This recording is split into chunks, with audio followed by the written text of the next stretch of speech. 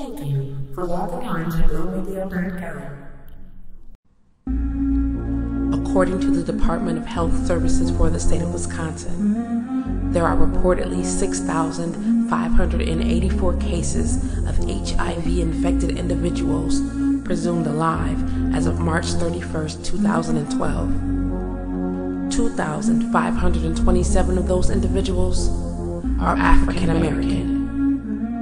3,192 of these infected individuals live in Milwaukee County. What? 3,000 people in one community. Are you kidding me? Are you serious? That's crazy. The real question is, though, what are we going to do about it?